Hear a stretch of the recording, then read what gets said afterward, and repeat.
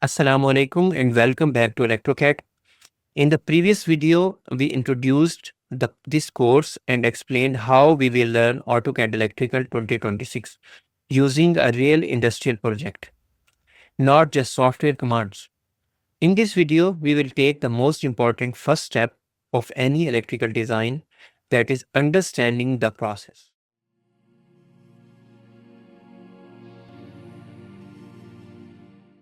Before drawing any schematic, an electrical engineer must clearly understand what the system does, how it operates, and under what conditions equipment is allowed to run. If you skip this step, your drawing may look correct, but they will fail on site. So, in this video, we will understand the RO water filtration process, but strictly from an electrical and control point of view. Let's start with the overall system.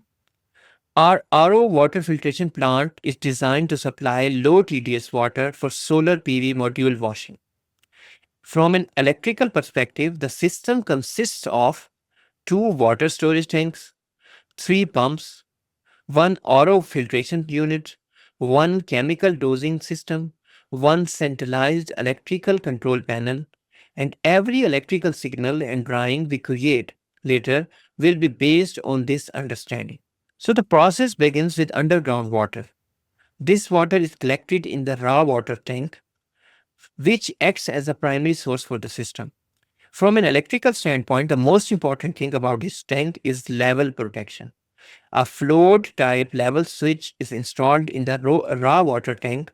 This switch provides a dry contact signal to the control panel and is used to prevent dry running of pumps.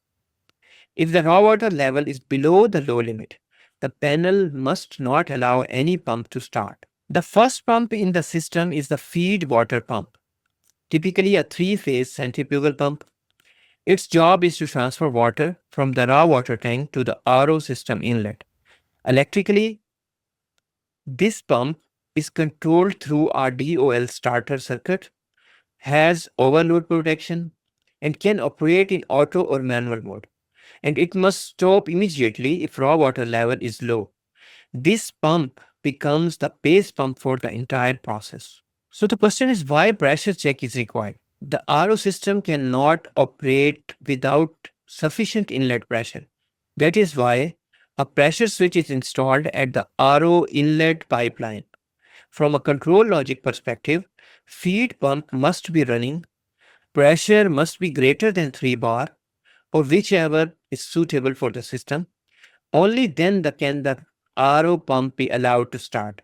This pressure signal becomes a critical interlock in our control drawings. The RO pump is the most critical motor in the system. It is a three-phase high pressure pump, typically rated higher than the feed pump. Electrically, the RO pump must never start without pressure confirmation, must start only after a 5-second delay, must stop immediately during fault or flush conditions. This is where timers and relay logic play a major role. Once the RO pump starts, water passes through the RO membrane, dissolved salts and impurities are removed, and clean permeate water is produced. From an electrical engineer's point of view, RO pump run status, RO trip status, and RO timing signals are all essential for control and indication. Next step is the treated water is stored in the product water tank. This tank is equipped with a high level float switch. Electrically, this means if the product tank is full, the panel must stop the system. Overfilling must be prevented, and this high level signal is an other mandatory permissive. A TDS monitor is installed on the product water line. These watt meters display the live water quality, typically below 100 ppm. From the control system perspective, TDS is primarily for monitoring and indication, and it may or may not be used for automatic control, but it must be visible on the panel. Another thing is the RO membranes require periodic flushing to maintain performance. In our system, flushing is done automatically. The logic is RO runs continuously for 20 minutes. After 20 minutes, RO pump stops. A flush solenoid valve opens. Flushing continues for 30 seconds. Feed pump remains running. And after flushing, ROs restarts automatically. This sequence will later be implemented using timers and relays. Here is the process for automatic restart after flush. The flush valve closes automatically and there will be 5 seconds delay timer activated. RO pumps restarts and systems return to the normal operation. A small single-phase dosing pump is provided for chemical injection. Electrically, this pump is interlocked with RO pump, runs only when RO pump is running, and can also be operated manually for maintenance. This interlock ensures chemicals are injected only during filtration. Okay, from an electrical design point of view, the control panel must supervise raw water level, product water level, feed pump status, RO pump status, dosing pump status, pressure conditions, timer sequence, faults, and trips.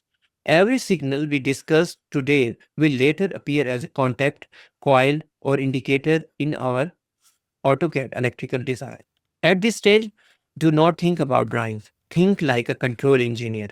What must start first? What must never start together? What condition stops everything immediately? This thinking is more important than software knowledge. So, in the next video, we will convert the understanding into clear control philosophy. We will define auto and manual modes, interlocks, permissives, fault logics. Only after that, we will start drawing an AutoCAD Electrical 2026. If this explanation helped you understand the system better, make sure to like the video and subscribe to ElectroCAD. Thank you for watching and I will see you in the next lesson.